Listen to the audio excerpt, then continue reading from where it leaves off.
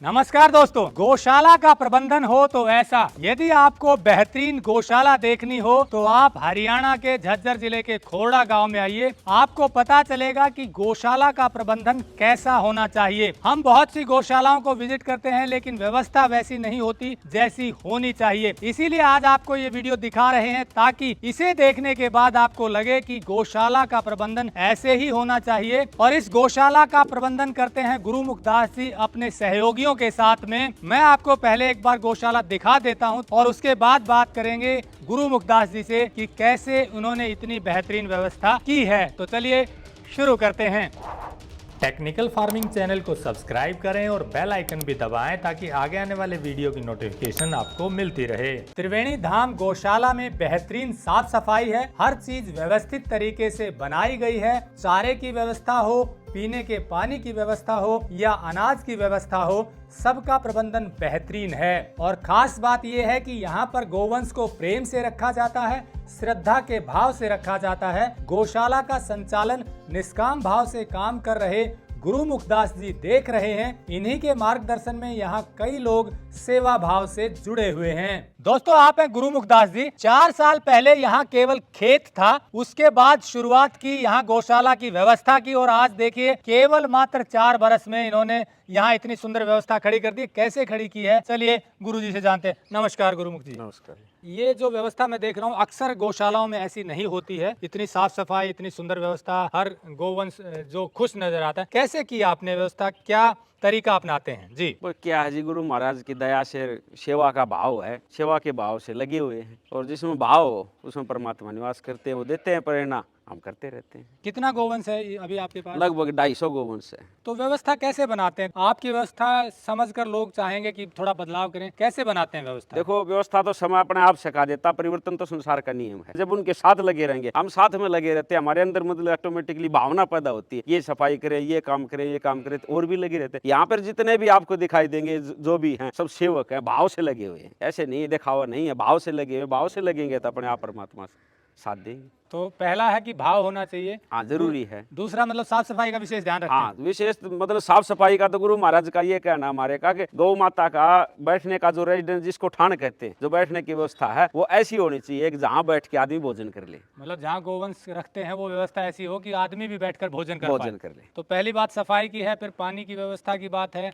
तो ये सब व्यवस्थाएं ठीक रखते हैं। जब हम अच्छा चाहते हैं, अच्छा पहनते हैं, अच्छा खाते हैं, तो इनकी व्यवस्था भी अच्छा करें, थोड़ा रखें पर बेहतर करें। आपने बताया कि गौशाला में आपको जाने का मौका मिला तो वहाँ की व्यवस्था देखकर आपको लगा कि ऐसे नहीं होना चाहिए। क्या हाँ, व्यवस्था थी वो? वहाँ की व्यवस्था ढीली थी थोड़ी ही, वहाँ पर मतलब साफ सफाई भी कम थी, चाट वगैरह भी आधा काचा पड़ा था। तो वहाँ हमने कहा भी अगर ये 6 महीने हमको मिल जाए तो यहाँ फूल खिल जाए, कि वहाँ हर चीज की व्यवस्था है। हम तो फिर भी जगह की भी शॉर्टेज है, यहाँ पे हर चीज की शॉर्टेज है। इनको चाट वगैरह भी आप यथासंभव संभव देते है। हैं? हाँ, सारा सुधा कढ़ाई रनती है, 2-3 कढ़ाई जो भी रनती है वो इन्हीं के लिए रनता है। यहाँ मतलब क्या है कि अगर बादाम भी आ जाए तो वो इनके लिए है। एक आदमी घी की बाल्टी लेके आ गया था, बोला महाराज ये घी की बाल्टी है, इसको रखवा दो, डलवा दो चाट में, जिसकी खाओ बांकले उसका गाओगी। इनकी प्रशंसा करते रहते, इनके गुणगान करते रहते परमात्मा का, इनकी सेवा में लगी रहते हैं। तो खाने पीने की व्यवस्था, इनके चारे की सब व्यवस्था ठीक रखते हैं, पानी की, साफ सफाई की? हाँ, सारी व्यवस्था मतलब जब हर समय ध्यान ही नहीं पे रहता है, अपना खाना एक टाइम भोजन परमात्मा जो दे दे तो मिल जाता, ठीक है, नहीं मिलता तो भी ठीक है, पर इनकी व्यवस्था जरूरी है। यहाँ जितने भी रहने वाले सबका यही उद्देश्य है कि इनकी सेवा उत्तम है। गौ माता है पार तारिणी, देख लियो अजमा के, बहुत पुराने लेख दे देखो इतिहास उठा के, गौ माता तरन तारिणी है। लेकिन कई जगह मैंने देखा बोलते तो गौ माता है पर वैसी सेवा नहीं हो पाती है। हाँ, देखो उनकी वो प्रेरणा के ऊपर बात है, पीछे जैसे शिक्षा मिली उस हिसाब किताब से मौका देगा परमात्मा, ऐसा नहीं है। तो ये माध्यम है, भाव ही इस प्रकार का, हम तो लगन ये लेके चले, हमके दिखाने के लिए थोड़ी भावना ये जगी है। खाली मैदान में बैठाए तो उस दिन से गुरु महाराज ने यही प्रेरणा दी थी कि भाई इनकी सेवा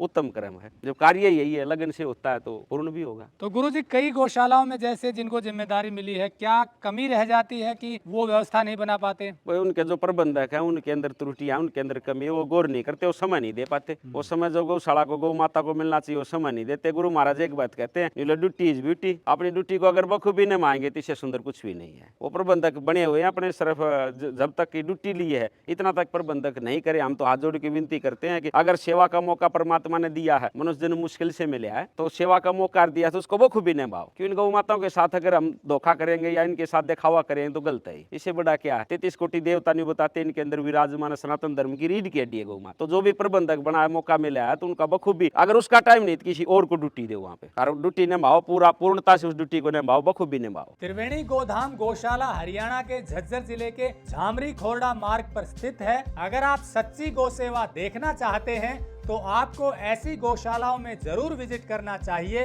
ताकि ऐसी गौशालाओं का बेहतरीन प्रबंधन देखने के बाद आप दूसरी गौशालाओं को भी ऐसा करने के लिए प्रेरित कर सकें। तो आपने कहा कि व्यवस्थाएं मन में भाव हो तो प्रबंधन करने की इच्छा हो तो संसाधनों की कमी नहीं रहती है। हाँ, परमात्मा अपने आप कर जाता है। मैं तो खाली में बैठा हूँ, प्रैक्टिकल इज परफेक्ट, इससे ज्यादा क्या होगा। मैं तो खाली में बैठा हूँ, कहीं गया भी नहीं, किसी को कहा भी नहीं है। वो परमात्मा अपने आप जैसा भाव होता है उसे अनुसार भेज देता है। अगर इनको मतलब लड्डू खिलाता तो हमको बर्फी खिला देती है ये गौ माता, तो हम कसर क्यों छोड़े। जब सारी चीजें मौज की तो जननी है, माँ तो माए हो है, इनके अंदर भावना बनाएंगे तो अपने आप सारा कर देंगे। ये संसार को जनने वाली है, जगत जननी बोलते हैं इनको, तो संसार को चलाती है, तरण तारणी है ये। इनकी भावना से अगर जीव लगेगा तो सारा काम कर देंगे गौ माता। पर अंदर भाव हो, भाव जगह लगा के अगर लगन से लगेंगे तो परमात्मा पार पेड़ा लगा देंगे। गुरुजी, जैसे एक तो व्यवस्था की बात हो गई कि प्रबंधन अच्छा होना चाहिए, दूसरा क्या जरूरी है गौवंश के लिए ताकि वो यहाँ खुश रह सकें? उसके साथ परिवार की तरह जैसे बच्चे के पास रहते हैं वैसे घुल मिल के उनके साथ प्रेम करें तो वो खुश रहेंगे। वो खाना कम भी मिल जाए पर प्रेम को ज्यादा चाहती है गौ माता। उनके हाथ फेरा जाए, उनके साथ समय व्यतीत किया जाए तो प्रसन्न रहती है। जितना समय दिया जाए उतनी प्रसन्नता रहती है उनको। गौ माता खुश होती है। घूमने के लिए जगह हो, साफ सफाई हो, और रानियान भी प्रेरणा दे इस प्रकार की गौ माता की सेवा करो। हर एक सबका लगन लगे इस बात की। मौका दे रखा परमात्मा ने, मनुष्य जन्म निमित्त मिला है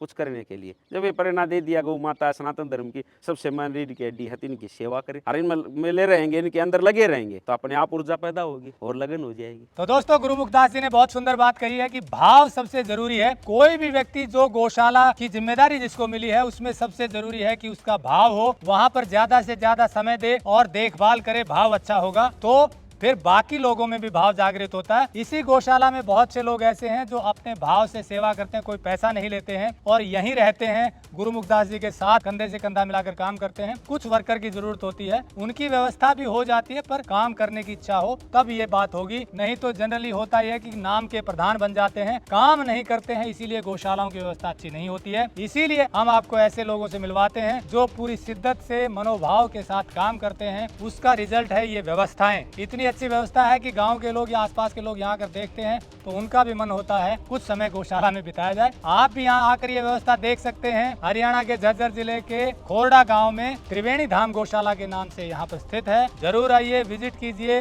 ताकि आपको भी पता चले कि वास्तव में गौशाला का प्रबंधन ऐसा ही होना चाहिए। वीडियो अच्छा लगा हो तो लाइक और शेयर जरूर करें। जुड़े रहे टेक्निकल फार्मिंग से। नमस्कार, जय हिंद।